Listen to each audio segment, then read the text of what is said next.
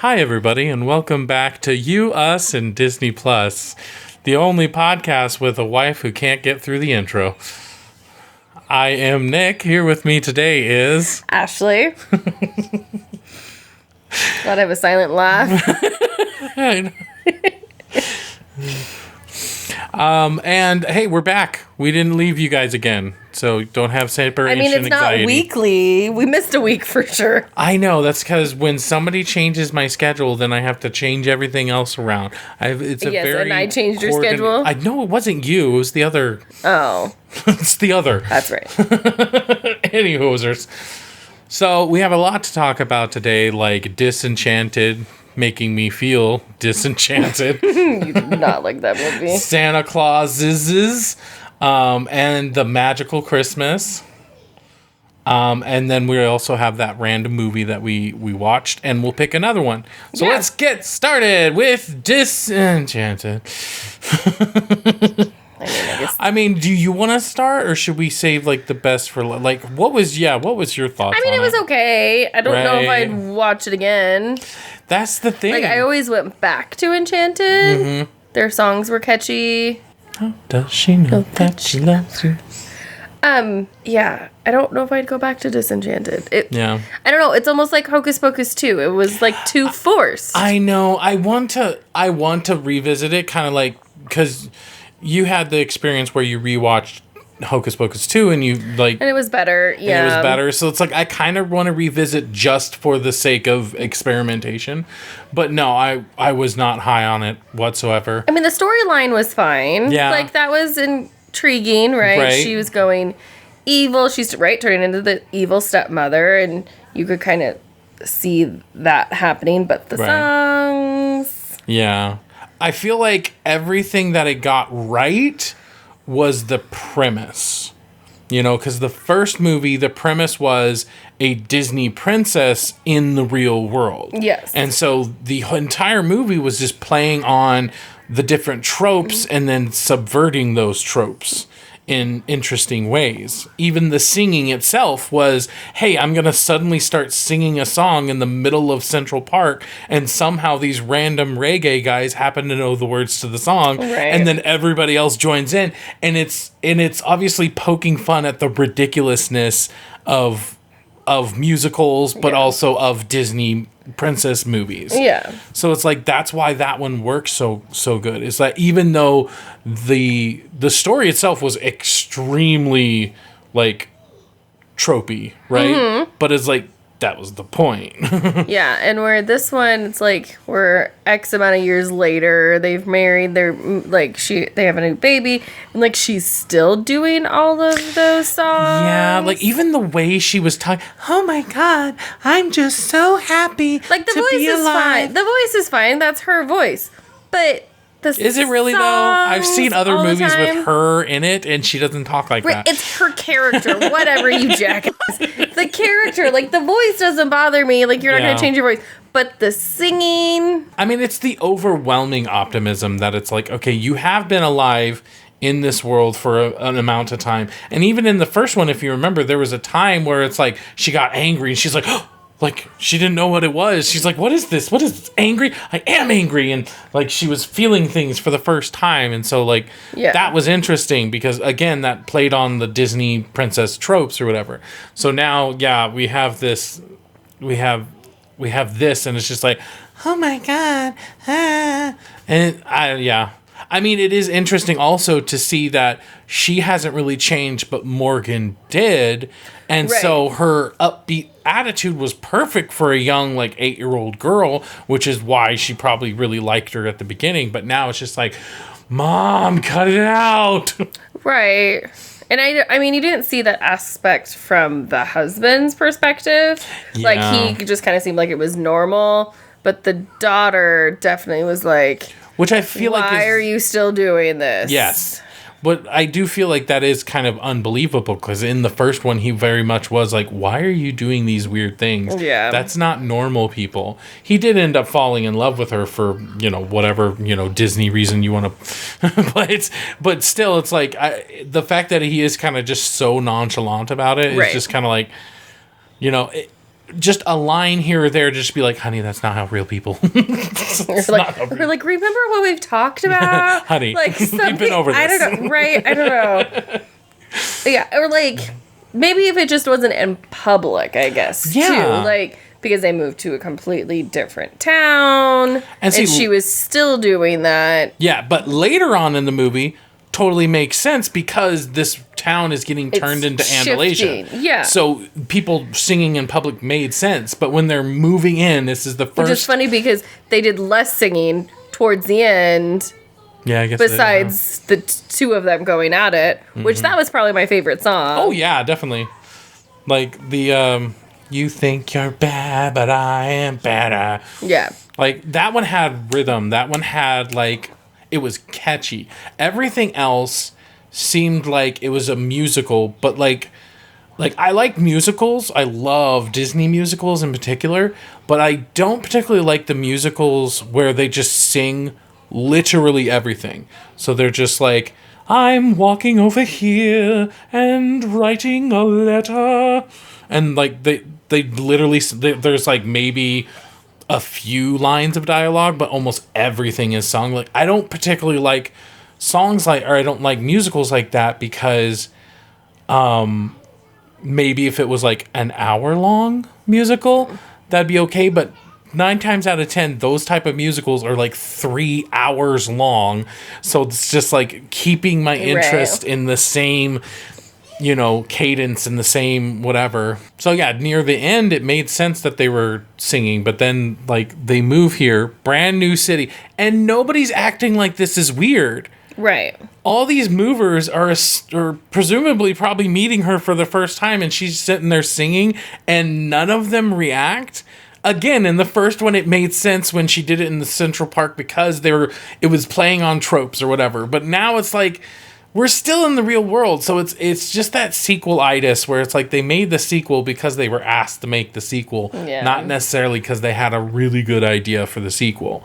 And so even though it wasn't like a horrible by any means, it still just wasn't great. My biggest complaint, and this is coming from a choir boy in high school, but my biggest complaint was the songs themselves. They were not catchy. Yeah. They didn't make any sense. Like besides one of the last ones. Yeah. Yeah, it just seemed like even the cleaning song in the first one was catchy. Oh yeah. But like the moving, like nothing. Yeah. The moving song.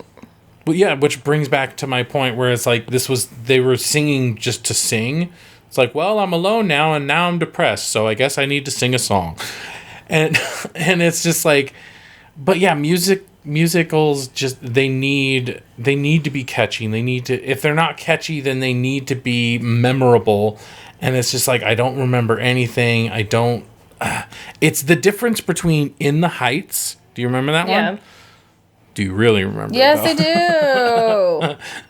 But do you remember a song? Yes. Which song do you Only because it plays on my Pandora channel for Hamilton. Right, and so who sings that song? I mean, probably Lin-Min. Yeah, right. That's the only one. The Fuego song, right? No, it's In the Heights. It's In the Heights. Yeah. Anyways, but In the Heights is forgettable in my opinion. Just the entire movie is like, okay, there was a lottery ticket, and Grandma died. But Hamilton, on the other hand, I can remember each individual song. As much as he hates. No, I do not hate it. I hated how much you wanted to play it all the damn time. But it's like... He still like randomly hums the freaking... It happens, the room where it happens, room where... Not only that, but then think about just a Disney song, okay? What would be like the first Disney song that comes to your head? A Whole New World. A Whole New World. Okay, we're not. Yes, we are. That's not what yes, this. we are. No. If you want another No. Okay. But that one is a ballad, right? That one's a ballad. Let's think of a more like fun one. I just can't wait to be king. That's exactly what I was thinking. Really? I love you.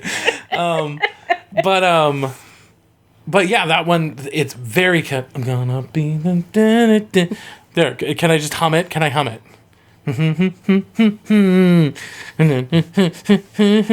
Walking on my roar. But like, it's not just memorable because of the beat and the way it moves or whatever, but it's also memorable because of the lyrics itself and what it means to the character and all this. So well, yeah, and in Disenchanted, I can see the scenes that she was singing in, but could not tell you a single word that she was singing about, or even just what it was generally about. You know what I mean? It's like, oh, she was sad, so she wanted to sing. But yeah, that's like each song was just so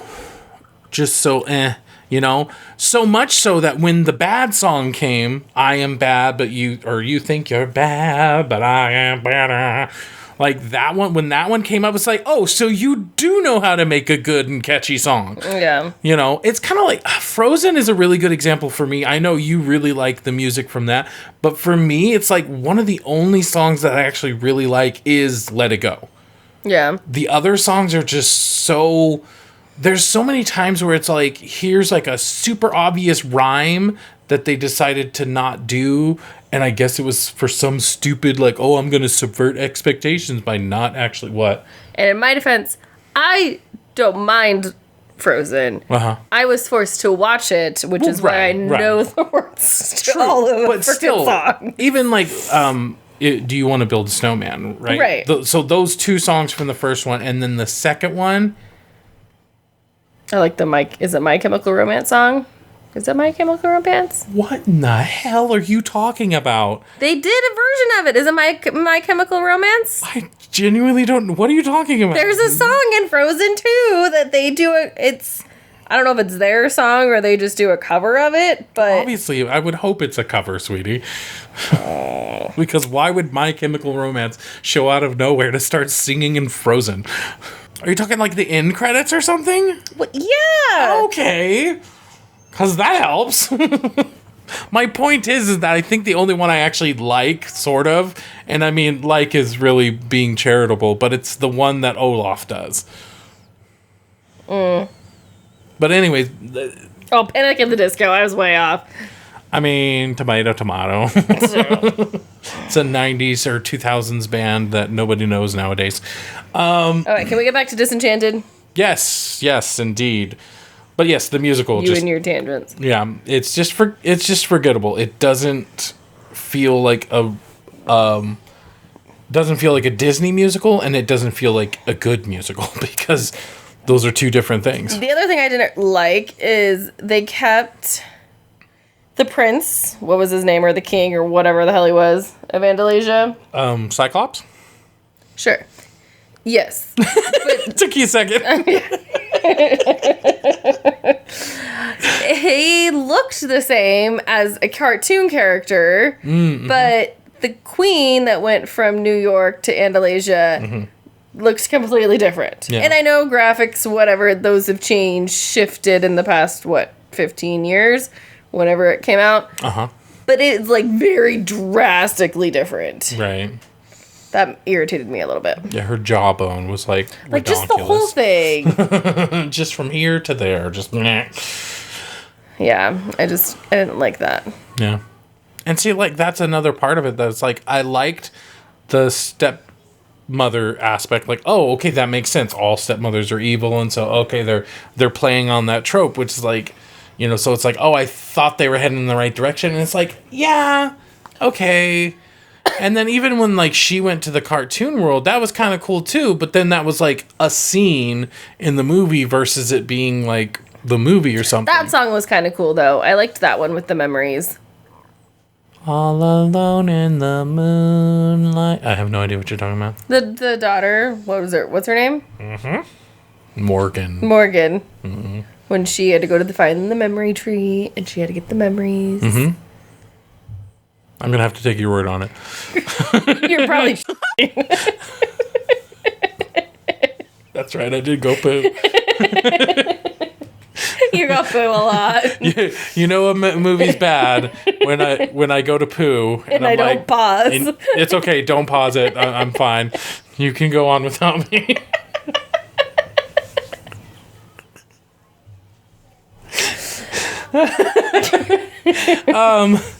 So yeah, that's Disenchanted, everybody. How did you like it? So then, from one musical disaster to another. We didn't finish it in our defense. All right, I don't know what would have convinced me that it was good. I don't know what would have convinced me either. I do like the. First off, people, we're talking about the Magical Christmas live Disney Florida thing.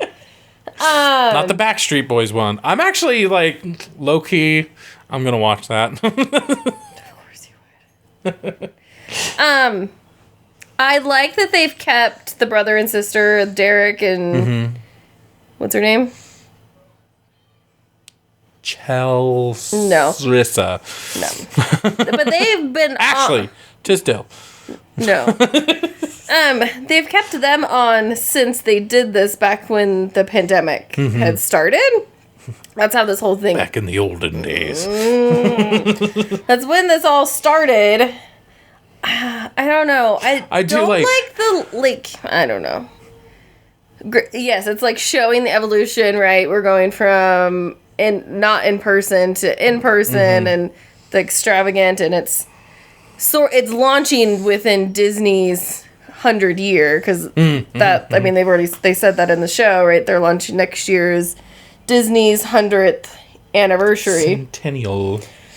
So that means century. I don't know. I know you. No, I do like the part where they're like, "Oh, I'm so glad that we're doing this yearly," and there's just a part in the voice in my head, or there's a voice in the back of my head. I think I tried to start saying there's a part of me, and then I went to a voice in my head. So a part in the voice in my head.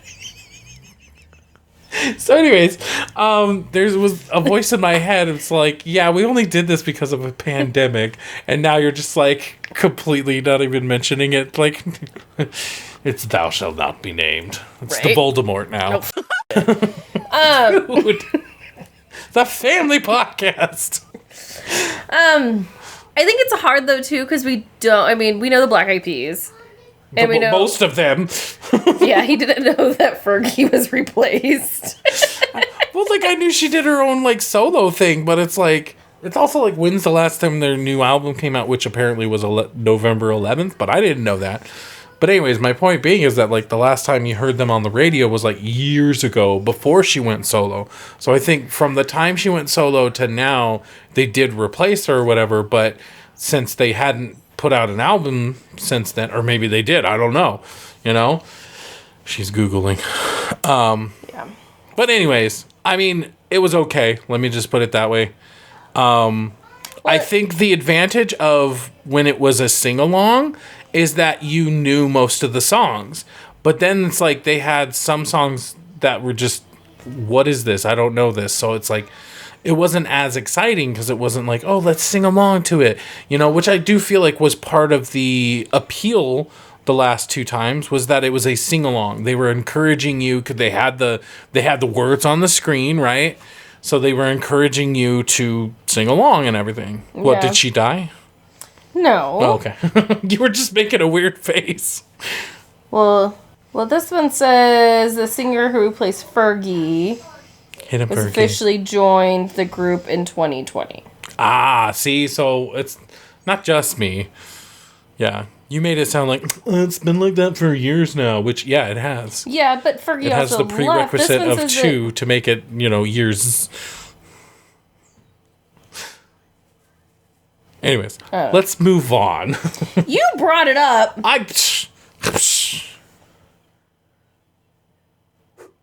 did like their song, though. Their song was it was different. With that weird one, there was like, too cold, I'm too cold. Freeze, too cold, froze, too cold, like that. Well, it's their take on it. All the other ones are doing the same generic song. But like I said, like to me, that's part of the appeal because then I can feel like I can sing along to it, and therefore But this one's not advertised as a sing along. I know that it's not advertised as a sing along, but that's why I don't like it because I like to be able to sing along. Because I'm a dork. I really like Meghan Trainor, but that song was not. That Christmas. was not appropriate. And I is don't what think it was. It was appropriate. I know it's her new hit single, and yeah, she's great, and I like that song, but not for a Disney. Yeah. Show. I don't know why they went that way. Because then the dancing itself was also very suggestive. But she didn't do her actual dance that goes with the song. Oh, okay. So that was the different. Less? Yeah, that was the PG version? Yeah. Oh, God. I mean, it's not a dirty song, not a dirty dance that she does, but there's moves to it that she did not do. And none of the backup singers did either. Yeah. Dancers. I really like Jordan Sparks. That was the one when you were pooing. She did really good on hers. Again, if I don't ask you to pause it. She did really good on hers. Which one was that one? She did like a compilation, so she did Joy to the World. I think I heard. That one. Huh? Gloria. Gloria. In excelsis Deo. But she added other songs, and then she had like her own little twist to it. So I really liked hers. See, I don't like medley. All right, I don't mind medleys. Yeah, I don't know. We definitely need to finish it, but stay tuned for next week for part 2. Speaking of part 2, part 3 of the Santa Clauses. Yeah. So it didn't get any better. I mean, in their defense, it didn't get any worse. It's still funny how they cut to, like, the title screen, and it, like, throws you every time. Well, like, you're not it starts with the reindeer, and then, it ends with, like, Santa going, nah, and he's just, like, staring into your soul. Trip. Jeez. Yeah. And I mean, this one was, they got the, They were doing interviews. You're going to get his name wrong again, aren't you? It's just, the only thing I know to call him is Kumar, because he's from Harold and Kumar. That's even the one I was talking about. I was talking about the football player that you couldn't figure out his name. Yeah. Manning. No. Tatum. Peyton Manning. Peyton Manning. That's what I said. That is not what you said. I said it eventually. Everybody that does not know anything about sports. Yeah. I want to get that one shirt that just says sports. Go team, whoever that team happens to be. What were you saying? Oh yeah. So Kumar. they did interviews. Yes, they did interviews to figure out who was going to replace Santa. Yeah. I feel like the first and second episode did a lot of the lifting, though. Well, yeah, because we knew exactly who they were going to pick. Exactly. Because we knew the backstory on those. Yes. So, right. You talk all the time. I can interrupt you all I want. But I mean, my point being that episodes 1 and 2 did a lot of the lifting. And so then episode 3 comes along. They have like one conversation where he completely messes it up. Another conversation where they're kind of bonding about how he's a dad and Tim Allen's a dad. And then he's just Santa Claus. Like it just didn't feel earned. It's like, oh, okay, so your daughter lost his daughter, or they went to a witch, and that makes you suddenly qualified to be Santa. Yeah, I think if there was some lead up to being like, because clearly, like, and I understand probably the budget or whatever, like they probably couldn't get Peyton Manning for 3 episodes. Right. But like having like some sort of cutscene, like 10, 15 second cutscenes to like these guys and what they're doing with their life. Because there was Peyton Manning. There was somebody else, wasn't there? Who else was it? Who else indeed?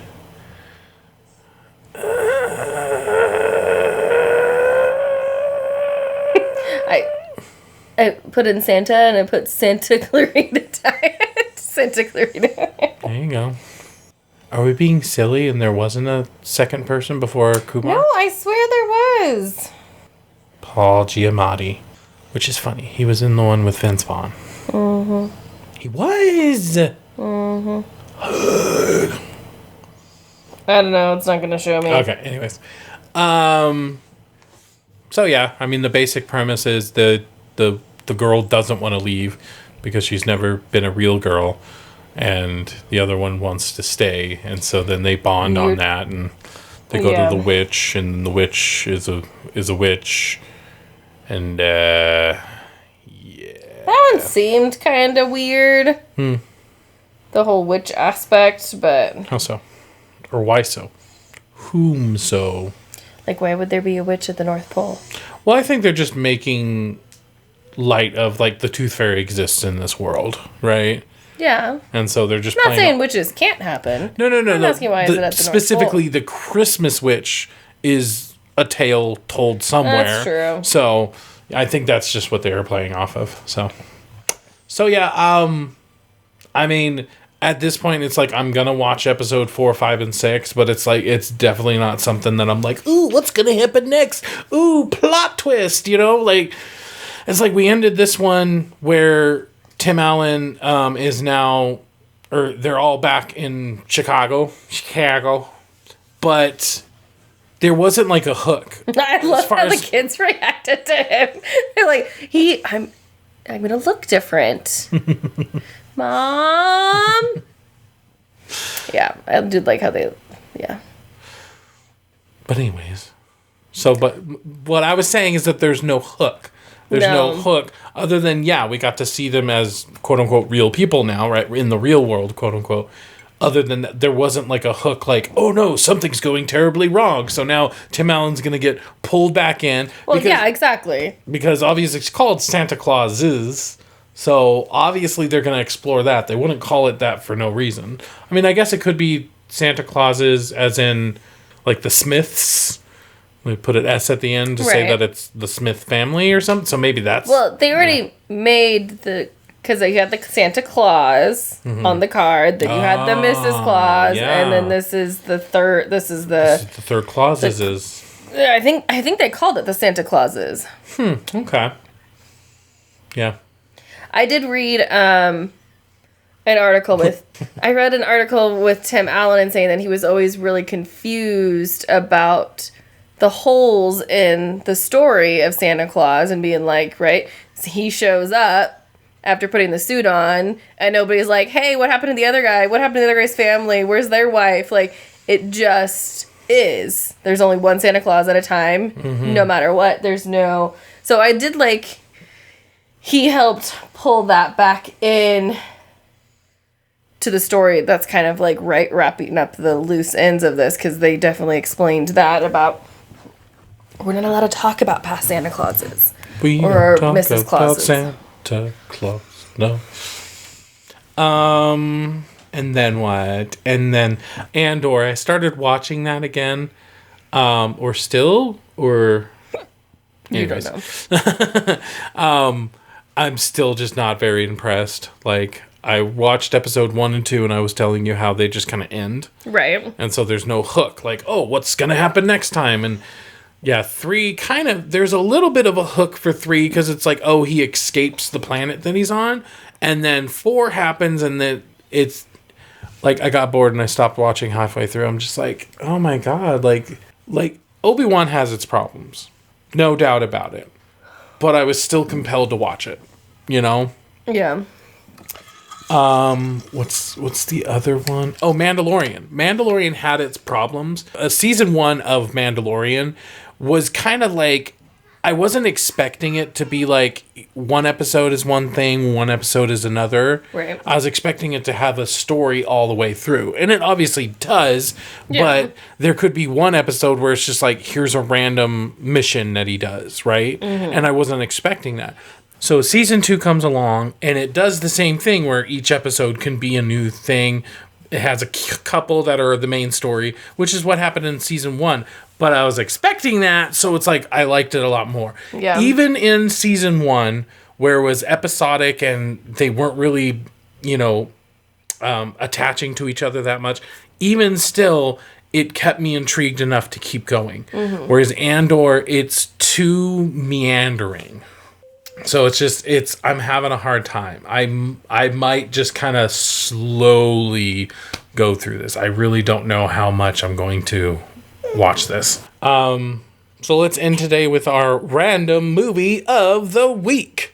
Remember, you guys can watch these along with us. Message us at youusanddisney@gmail.com, or you can message us at TX3 Productions on Twitter. Let us know what you think about it, and we'll read it on the show. So this random movie of the week was Lady and the Tramp 2 Scamp's Adventure, right? Sure. Yeah. So like we were talking about before with Disenchanted having bad songs, it's sad that a straight-to-DVD or VHS movie had a better songs than Disenchanted did. Yeah. It was pretty cute, though. I really liked the movie. Yeah. I mean, you knew the premises of it. Yeah. But yeah, it was cute.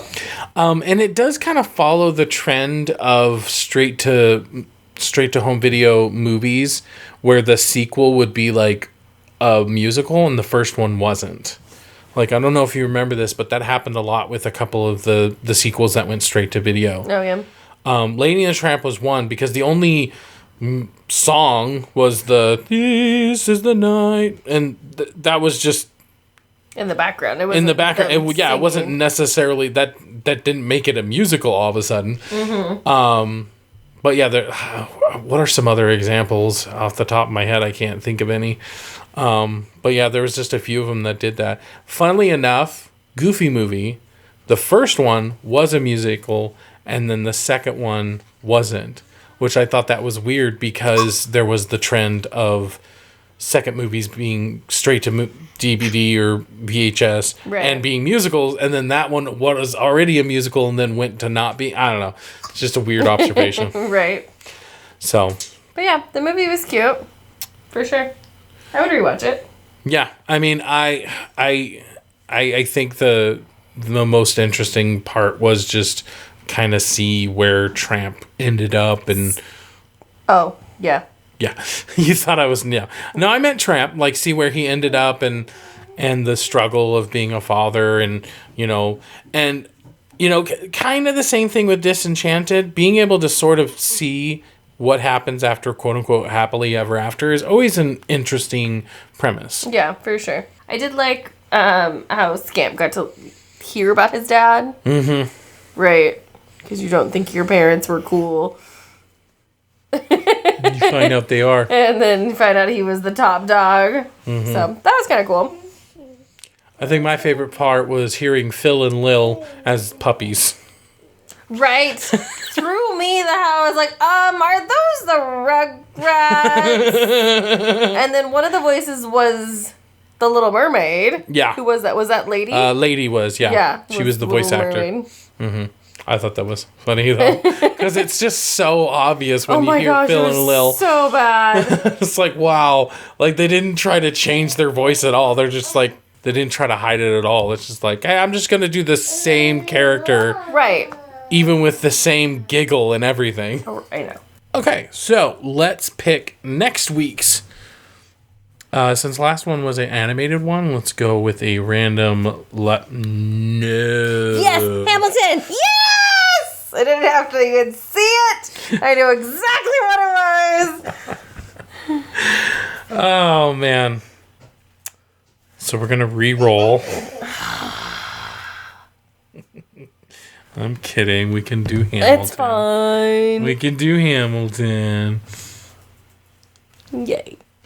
All right, so next week's... When was the last time you saw it? Okay, don't be an ass. Did you ever rewatch it? Of course I've rewatched it. At least 8 times. Collectively out of all the times you've rewatched it. All right, so next week's random movie of the week is Hamilton.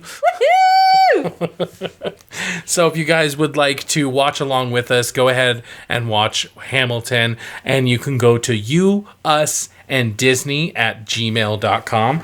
That one's a little hard because you have you and us. Both have a U right next to each other. And shut up.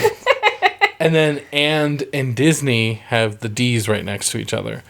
So just spell it out. You, us, yousanddisney@gmail.com or at TX3 Productions on Twitter. You can let us know what you think about it, and we'll read it to you on the episode if anybody writes in. So, hey, you could be the first one. Thank you guys so much for joining us on this episode of You, Us, and Disney Plus. I was Nick. And I'm Ashley. And you guys have a magical week. Such a dork. Let's just go with it. Move with it. Name that movie. Goofy movie.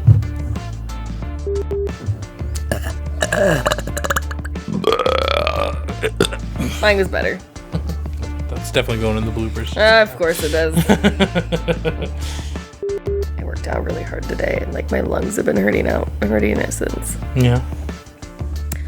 Burpees. My body didn't like the burpees. You don't even know what a burpee is. Well, yeah, but then you're also burping, so. You dumbass.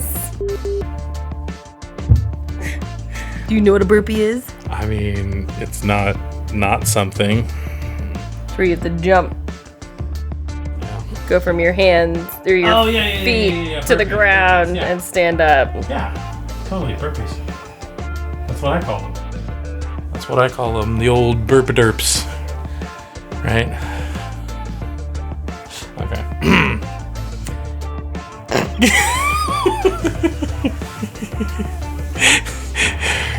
You just find it funny that I can just flick a switch and be like, I know! Hi, everybody, and welcome back to You, Us, and Disney Plus.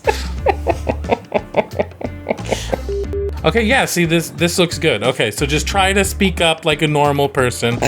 We are performing. You were not normal. Sorry. Okay. I'm gonna have to edit this. Yeah, good luck!